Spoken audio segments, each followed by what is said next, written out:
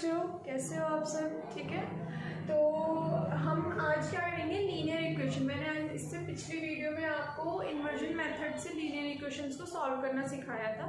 आज आपको Cramer method से हम लीनियर इक्वेशन सॉल्व करना सिखाएंगे। अच्छा बच्चों, एक ना पिछली वीडियो से छोटी सी मिस्टेक हो गई थी कैलकुलेशन क्लास में। मैंने 8 4 32 की जगह शायद 24 लिखा है, तो वो आप प्लीज़ करेक्ट कर लेना।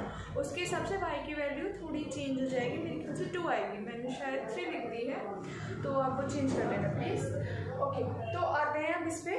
आज हम क्या करेंगे, जो ये इक्वेशंस गिवन है ना, आज हम इन्हें क्रेमर मेथड की मदद से सॉल्व करेंगे। अच्छा, क्रेमर मेथड में होता क्या है, यहाँ पे जो आपकी x, y और z की वैल्यू होती है ना, इन b से निकाली जाती है। इसमें d स्टैंड्स फॉर डिटरमिनेंट। ठीक है, अब वो आपको निकालना सिखाई दिया है। तो डिटरमिनेंट में अब अच्छा ये d तो डिटरमिनेंट है, लेकिन d1 d2 d3 क्या है, ये आपको अब आगे जब सॉल्व करोगे तो पता चलेगा।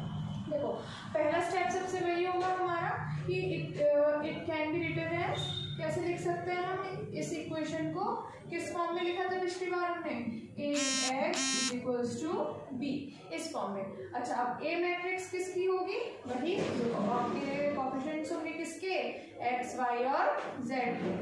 Okay, 1 4 and 9। ये ना x क्या होगा, x, y और z, जो आपके गिवन x, y, z है, x मैट्रिक्स होगी आपकी मैट्रिक्स 3 4 and 6। ठीक है, अब इसमें क्या करना है आपको क्या करना है जी, देखिए अब यहाँ पे आपको डिटरमिनेंट फाइंड करना है। ठीक है, तो डिटरमिनेंट फाइंड करेंगे हम। तो डिटरमिनेंट अगर इस पूरी उसका फाइंड किया जाएगा तो क्या निकलेगा भाई, वो उसके अपॉन में, और फिर हम क्या करेंगे, उस d1 की जो वैल्यू आएगी, मतलब d1 पुट करेंगे। अब d1 क्या है वो हमें पता चल जाएगा। ठीक है, तो पहले हम इस होल मैट्रिक्स ए मैट्रिक्स मान लो जो हमने लिखी है, इसके लिए डिटरमिनेंट फाइंड करना था 1।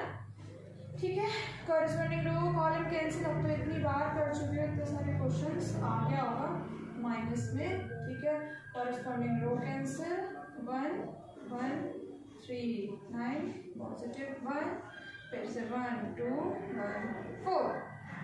ओके, ये कितना हो गया, 18 माइनस का 12 माइनस 1 9 9 माइनस 3 प्लस में 1 4 minus 2। Determinant is equals to 18 minus 12 is equals to 6, minus का यहाँ पे 6। ठीक है जी, और इधर प्लस में 2, negative and positive cancel out. तो डिटरमिनेंट की वैल्यू क्या आ गई आपके ए मैट्रिक्स के लिए, वो आ गई है 2।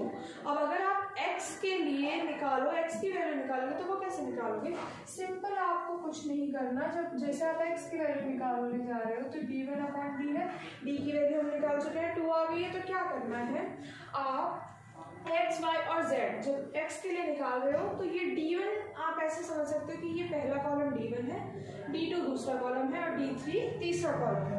ठीक है, तो ये d1 d2 एंड d3, ये क्या है, पहला कॉलम, दूसरा कॉलम, तीसरा कॉलम।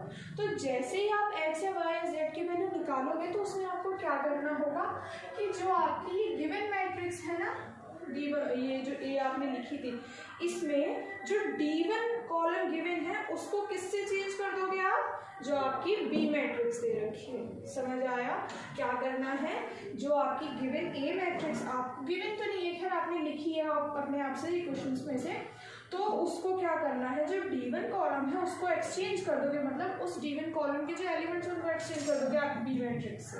ओके, तो क्या आएगा, 1 1 1 था ना यहाँ d1 कॉलम में, देखो तीनों एलिमेंट्स, तो हम क्या कर देंगे, यहाँ पे चेंज कर देंगे, कितना कर देंगे, 3 4 and 6।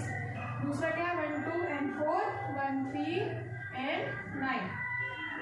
समझ आया, और इसके अपॉन में क्या आ जाएगा भाई, 2, क्योंकि आपने d की वैल्यू निकाली थी 2। ओके, तो अब इसको सॉल्व कीजिए, 3 के अलॉन्ग एक्सपेंड कीजिए, कितना होगा, कर देते हैं, चलो ऐसे कर दो डायरेक्ट। ठीक है, 9 2 18 माइनस 12 माइनस का 1। ठीक है, कितना आएगा, 9 36। ठीक है, और माइनस 18, यहाँ से मैं इरेज कर देती हूँ। ठीक है, प्लस में 1। अच्छा, ये 4 16 और ये 18। अच्छा, अपॉन में इन सब के क्या चल रहा है, 3, यहाँ गया 18 में से 2 गया 6, माइनस का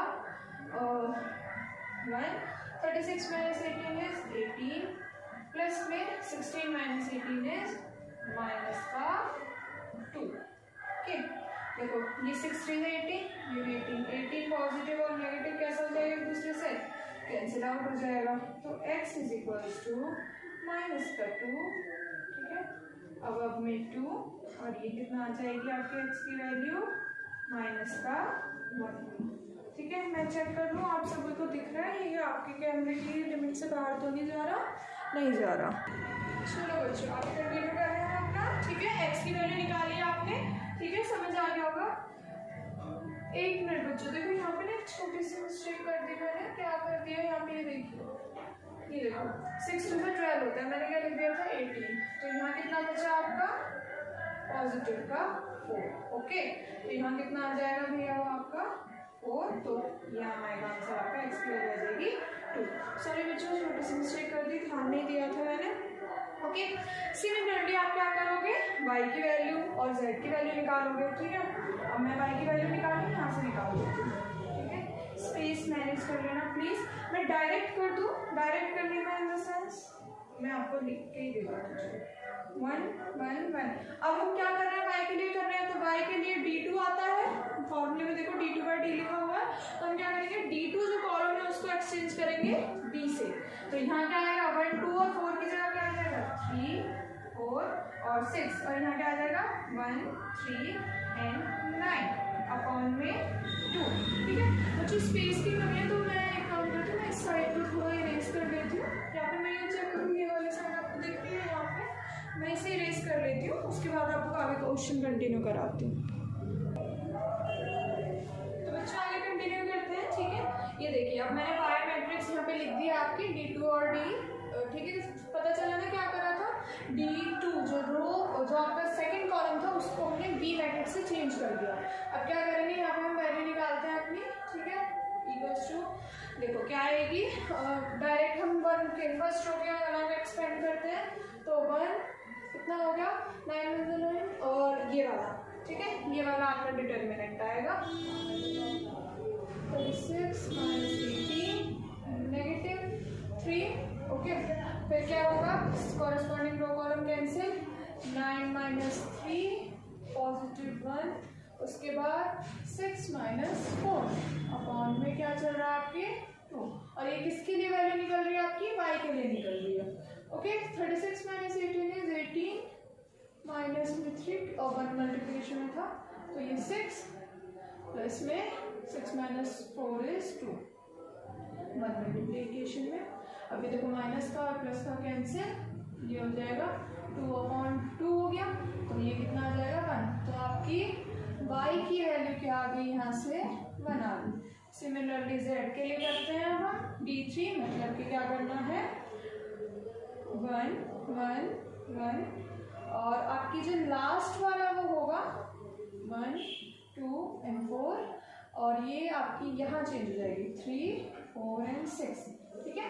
मैंने मैट्रिक्स कहाँ से देख के लिखी है, क्योंकि मैंने तो रफ कर दी थी, मैंने यहाँ से आप देख लिया, सेकंड वाला कॉलम जो था 1 2 4 था, ठीक है, 2, ठीक है। अब 1 के अलग फिर एक्सपेंड करेंगे हम, 6 2 से 12 माइनस में 4 4 से 16 minus 1, corresponding row column cancel, 6 minus 4 plus 3 कितना आएगा 4 माइनस 2 अपॉन में 2, z is equals to 1 is equals to minus का 4 माइनस 1, और ये कितना आएगा 6 माइनस 4 इज 2 प्लस में 3 4 माइनस 2 इज 2, 2 अपॉन में z is equals to minus 4 minus 2 plus में 6।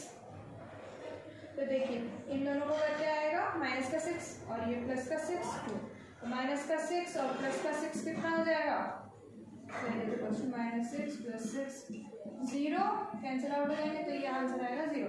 तो यहाँ से आपकी z की वैल्यू कितनी आ गई 0, तो y की वैल्यू कितनी 1, z की 0 एंड x की 2। होप आप सबको ये समझ आया होगा। Thank you.